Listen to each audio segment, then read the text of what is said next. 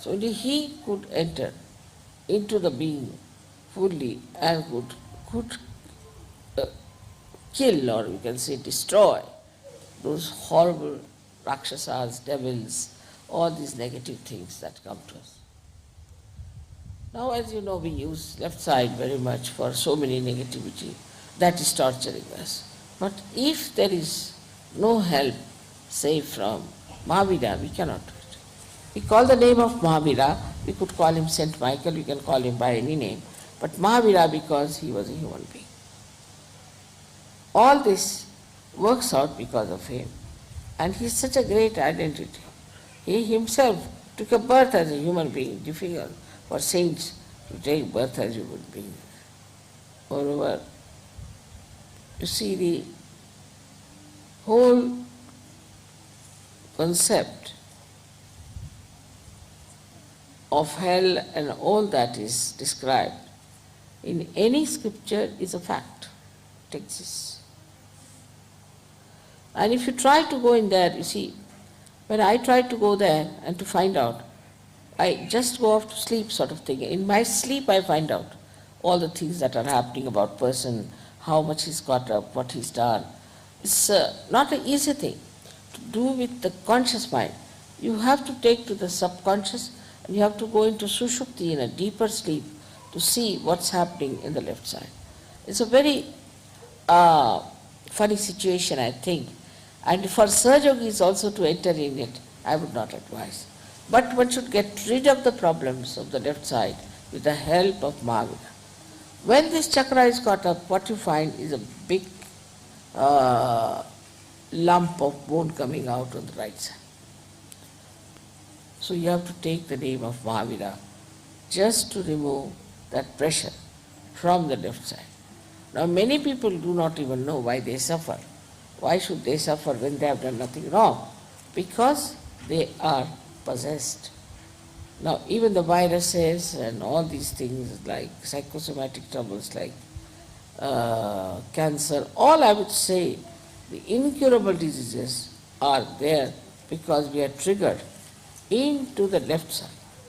That's why we are suffering from these diseases which are not curable.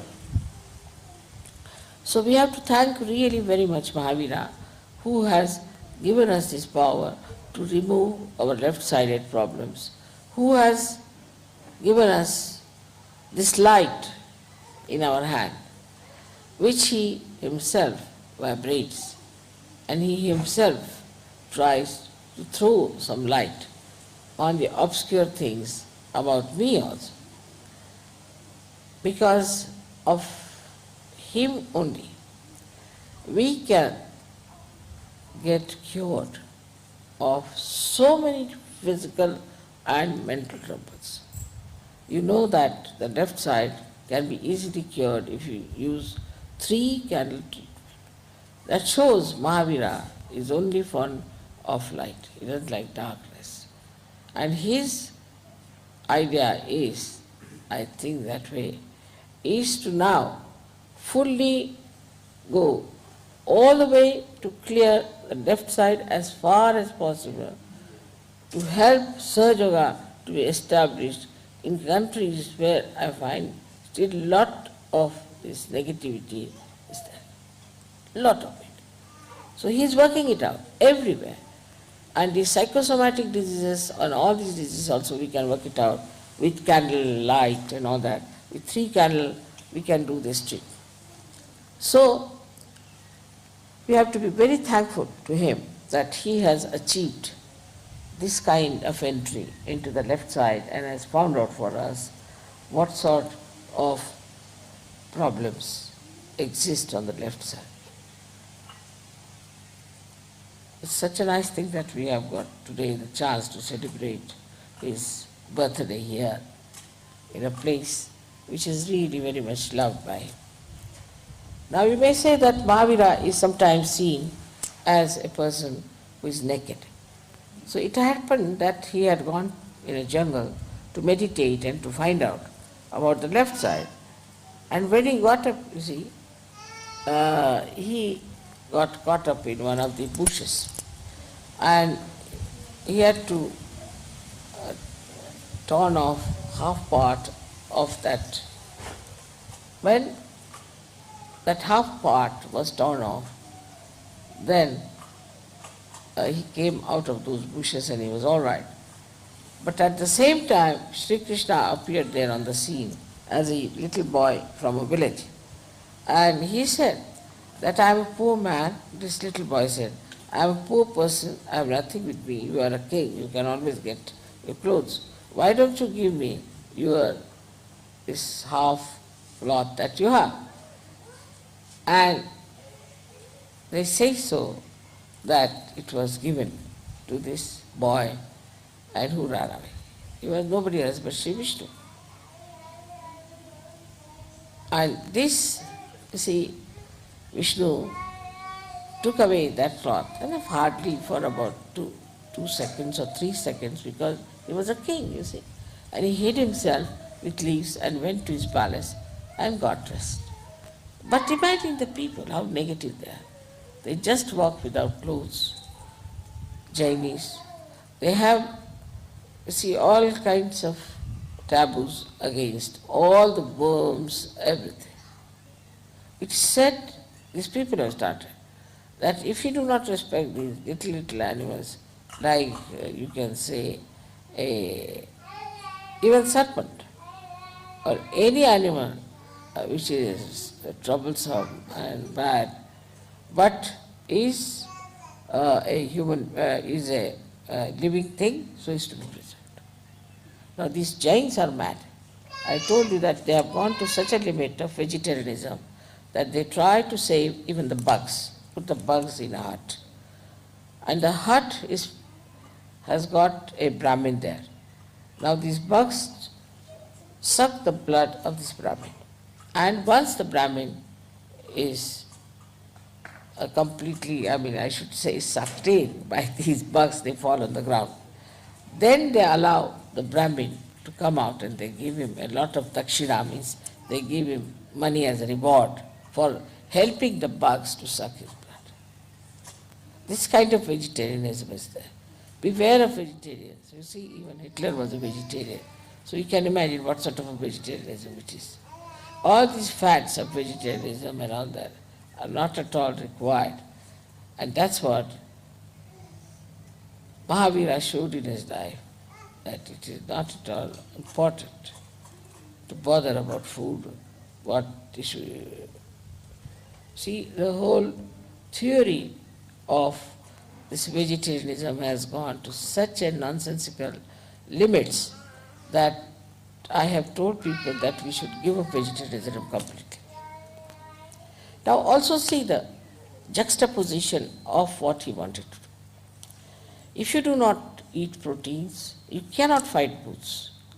A person who has bhoots in him must eat a lot of proteins, not carbohydrates, but proteins, so that it can fight those left-sided enemies. But here it is, they have to be vegetarians. Now imagine there are left-sided enemies within them and they want to be vegetarians. Finished. How will they fight it? So all this is all, we should say, is pre-planned by the person who tries to sort of, we can say like this, that you see a person who tries to remove or we can say that the person who tries to make these lower animals live rather than human beings. You see, there are persons, this is the stupid thing they do. Must know that I cannot give realization to these worms and to these fishes or even to chickens. We require human beings. So all this has happened because of human beings going in juxtaposition of whatever is said. Like Christ has said, thou shalt not have adulterous eyes. And I have yet to come across a Christian who is not a Sahajogi without adulterous eyes, whether it's a woman or a man. So we go just the opposite of what we have been taught.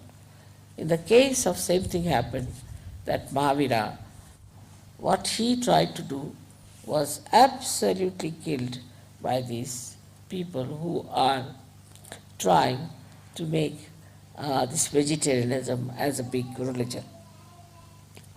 Also, another thing was that this vegetarianism came into Jainism through one fellow called Neminath, who was a Tirthankar at the time of Sri Krishna. He was to be married. In those days, they were married. Not only, but they were eating all kinds of meats. And so many lambs and goats came for the wedding of this man. So he felt that Uparati, we call it, he didn't like, he was disgusted, he was frustrated with that. With that frustration, what did he do? He said, I will not eat meat. And that's how vegetarianism started among Jainis. And that's how it's still going on. And these Jainis, I find, are the joyless people, absolutely joyless.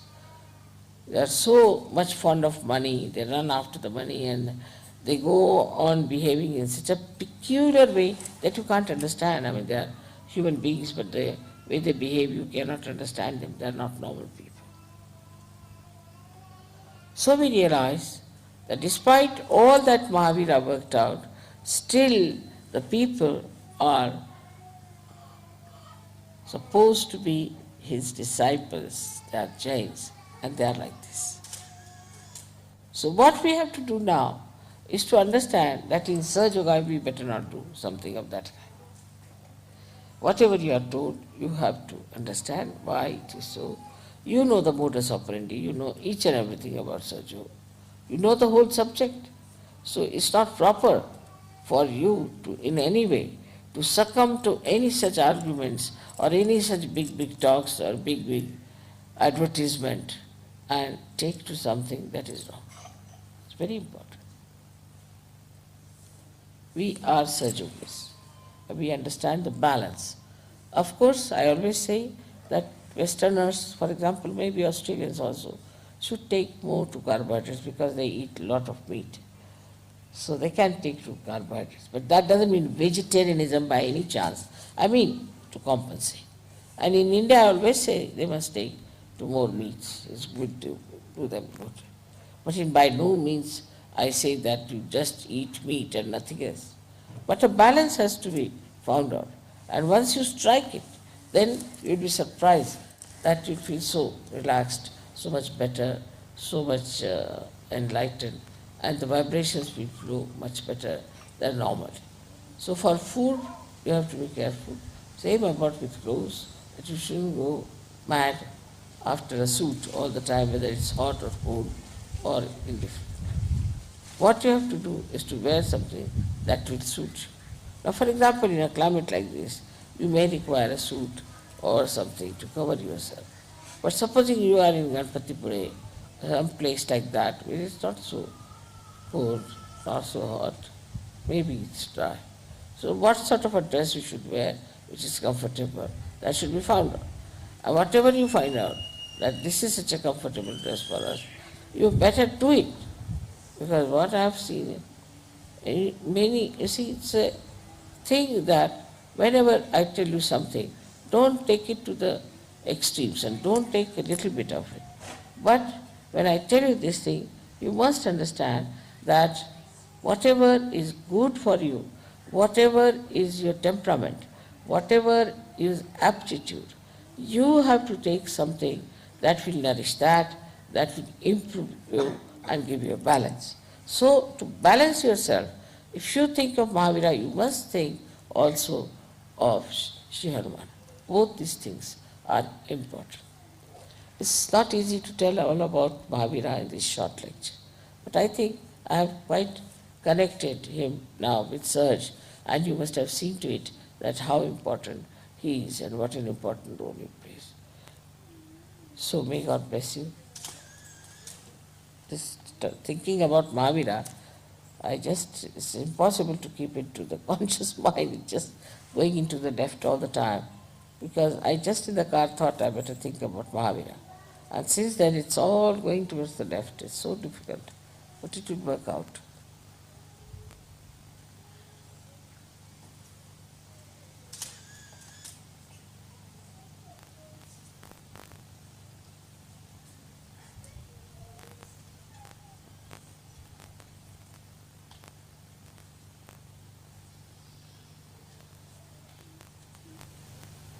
May God bless you. Have some water. Terrible thing, this left side. Funny. I think if you have any problems, you must ask me also. Because this is the only time when we can talk about things. If you have any problems, you can ask me about left side. How to correct it, how to work it out, anything. Please ask me. Because you always get this problem.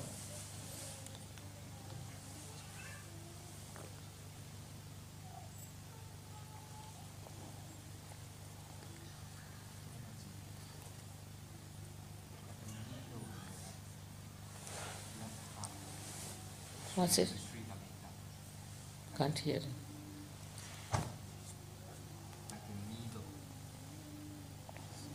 काय म्हणता?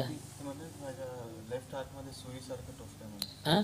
Left heart मध्ये it feels like the needles. सुईसारखं? हां. सुईसारखं आपण बोलतो. हां.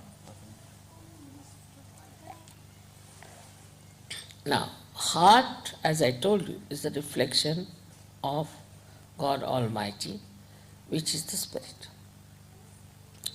So we have two types of heart troubles, as I told you before also. One is when you have an overactive life, right-sided, and the left-sided is the lethargic heart, where you get angina and all that. Now, in your case, in a case where you feel there's something pricking you, that means it's a possession. If the hands are sort of pins and needles, then it's kind of possession. But it can be cleared out.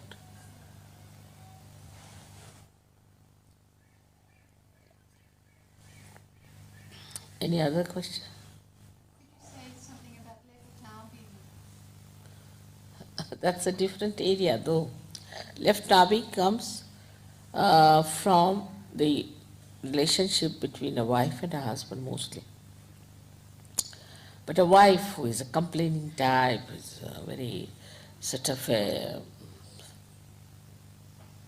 all the time grudging, very nervous and bothers the husband, frightened and all sorts of things that they do. See, just sometimes they do it just to trouble the husband, but sometimes basically they are very left-sided, possessed women.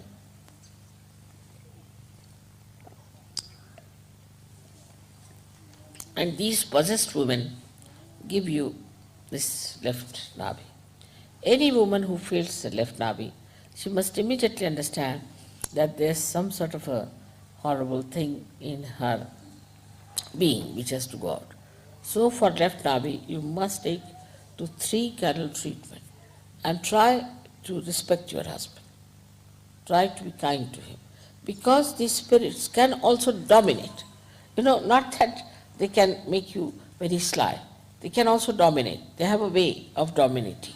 So in any case, it looks as if a woman might look to be right-sided, but actually she's suffering from left nabi and she's extremely dominating.